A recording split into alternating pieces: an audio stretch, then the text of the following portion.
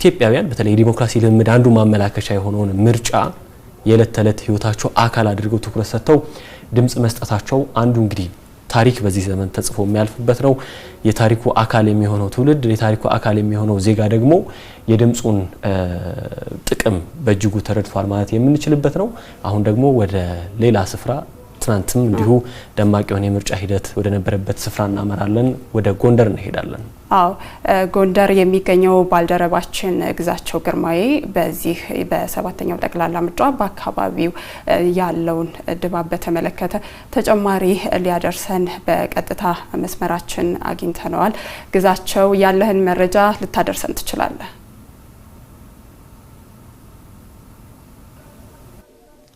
አሸናፊና ቅድስት እንደምን አድራችኋል? ዲሞክራሲያዊ ቅቡልነት ያለው ሀገረ መንግስት ግንባታ የትውልዱ ሁነኛ ምሳሌና መታያ እንደሆነ ሰባተኛው ጠቅላላ ምርጫ ማሳያ ተደርጎ ለኢትዮጵያውያን የተበሰረ የብስራት ዜና ነው። ይህ ጠቅላላ ምርጫ መላ ኢትዮጵያውያን በነቂስ በመውጣት መምረጥ የቻሉበት ነው። እኛ በጎንደር ከተማ በሰባተኛው ጠቅላላ ምርጫ የተከናወኑ ክንውኖችን ለተመልካች ለአድማጮቻችን ስናደርስ እንደቆየን ይታወሳል። በዛሬው ዕለት ደግሞ ድረ ምርጫ በጎንደር ከተማ ምን ይመስላል ስንል በ200 የምርጫ ጣቢያዎች ነው የጎንደር ከተማ የምርጫ ሂደት የተከናወነው። እኛም በቻልንበት እንዲሁም ደግሞ በአቅራቢያችን ብሎም ደግሞ በጎንደር ከተማ በሚገኙ የምርጫ ጣቢያዎች ቅኝት አድርገናል። ድረ ምርጫ ውጤቶች ጊዜያዊ ይፋ እየተደረጉ ይገኛል። የጎንደር ከተማ በሀገር ግንባታ ሂደት ላይ በዲሞክራሲ ልምምድ ሂደት ላይ ያላትን ተሳትፎ ያሳየችበትን ድምጽ የሰጠችበትን ውጤት በአሁኑ ሰዓት እየተመለከትን እንዲሁም ደግሞ የከተማዋ ነዋሪዎች በመውጣት በምርጫ ሰሌዳዎች ላይ እየተመለከቱ ይገኛል። የጎንደር ከተማ የተከናወነው ድረ ምርጫ ውጤት ይፋ መደረግ ችሏል። ይህም ጊዜያዊ ውጤቱ በአጠቃላይ በጎንደር ከተማ የተከናወነው ዲሞክራሲያዊ የሰላም እንዲሁም ደግሞ የምርጫ ሂደትን የታየበት ተደርጎ ይወሰዳል። ይህም ጸጋን መቀበል ብለን ልንወስደው እንችላለን። የዲሞክራሲ ሂደትን ከማሳደግ አጠቃላይ የሀገር ግንባታ ሂደትን ከማጠናቀር አንጻር በፖለቲካ ሂደት ላይ ያለንን ተሳትፎ ከማረጋገጥ አንጻር ሁነኛ መፍትሄ የታየበት እንደሆነ ሰባተኛው ጠቅላላ ምርጫን በይበልጥ ማንሳት እንችላለን። የጎንደር ከተማ ነዋሪዎች ከማለዳው ጀምሮ በነቂስ በመውጣት ነው በግንቦት 24 ቀን ድምጻቸውን ይበጀኛል፣ ይጠቅመኛል፣ ጥያቄን ይመልስልኛል ላሉት ፓርቲ ድምጻቸውን ሲሰጡ የከረሙት። በዛሬው ዕለት ደግሞ ድምጻቸውን ለሰጡት የፖለቲካ ፓርቲ ብሎም ደግሞ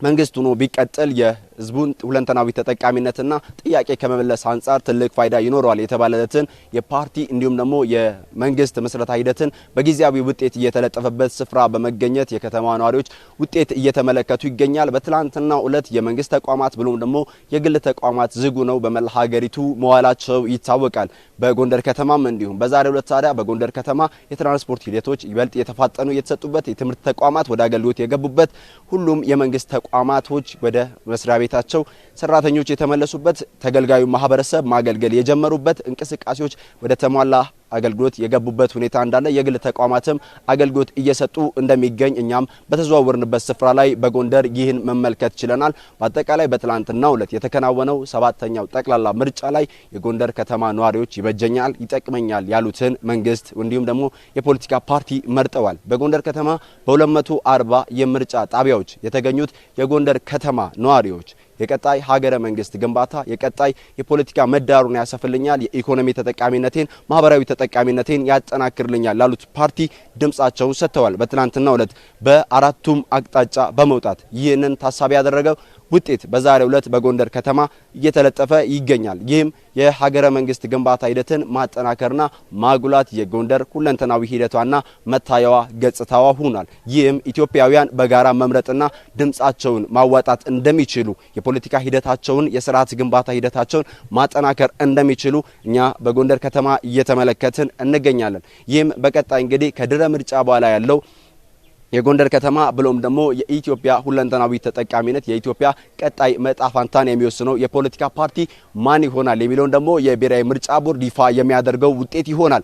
እኛ እንግዲህ በጎንደር ከተማ የነበረን አጠቃላይ ቅኝት ብሎም ደግሞ ጊዜያዊ የምርጫ ውጤቶች እየተለጠፉ ይገኛል። ይህ የጎንደር ከተማ ሂደት ይህ የጎንደር ከተማ የህዝብ ተሳትፎ አንድ ነገርን ያሳየናል። ዲሞክራሲ ሽግግርን የዲሞክራሲ ሂደት ጥንካሬን የሚያረጋግጥና ቀጣይ ሀገሪቱ እያከናወነች ለምትገኘው ሂደት ትልቅ ብስራት ዜና ተደርጎ የሚቀበል እንዲሁም ደግሞ የሚነሳ ነው። የከተማዋ ነዋሪዎች ከኛ ጋር በነበራቸው ቆይታ ሀገሪቱ እያከናወነች የምትገኘው የምርጫ ሂደት ቀጣይ ደግሞ ድረ ምርጫ ላይ ትገኛለች። በዛሬው ዕለት ይህ ድረ ምርጫ ምን ያሳየናል? ለአፍሪካ ምሳሌ መሆን የሚችል የምርጫ ሂደትን ነው እንደ ሀገር ያከናወን ነው። ይህም በሰላማዊ በሆነ መንገድ ምርጫ ማካሄድ መንግስትን መመስረት መቻል ራሱ አንድም ለአፍሪካ ብሎም ደግሞ ለዓለም ምሳሌ መሆን እንደቻለች ኢትዮጵያን ማረጋገጫ እንዲሁም ደግሞ ማሳያ ማድረግ እንችላለን። ይህ ቁጥር ብዙ ነው። ኢትዮጵያውያን በአጠቃላይ ወጥተው የሰጡት ድምጽ አብዛኛው 3 ወይንም ደግሞ 4 ሀገር መሆን የሚችሉ የብዝሃ ቁጥር መገለጫ ናቸው። እነዚህ ቁጥሮች በነቂስ በመውጣት ድምጻቸውን የሰጡ ኢትዮጵያውያን ጎንደር ከተማም እንግዲህ በይበልጥ በነቂስ በመውጣት የሰጠችውን ድምጽ በዛሬው ዕለት እየተመለከተች ትገኛለች። ቀጣይ የሚመጣው የፖለቲካ ፓርቲ የጎንደርን ኢኮኖሚያዊ፣ ማህበራዊ፣ ፖለቲካዊ ተጠቃሚነት ከማረጋገጥ የመልካም አስተዳደር ችግሮችን ከመፍታት አንጻር ትልቅ ኃላፊነትና ትልቅ አደራ እንደተጣለበት ነው የከተማ ነዋሪዎች ከኛ ጋር በነበራቸው ቆይታ ያነሱት። የጎንደር ከተማ ድረ ምርጫ እስካሁኑ ሰዓት ያለን መረጃ ይህን ይመስላል። ቅድስትና አሸናፊ ወደ እናንተ ልመለስ። ግዛቸው ግርማዬ ለመረጃዎች እጅግ አድርገን እናመሰግናለን። ባለበት መልካም ውሎ እንዲሆንልን እንመኛለን።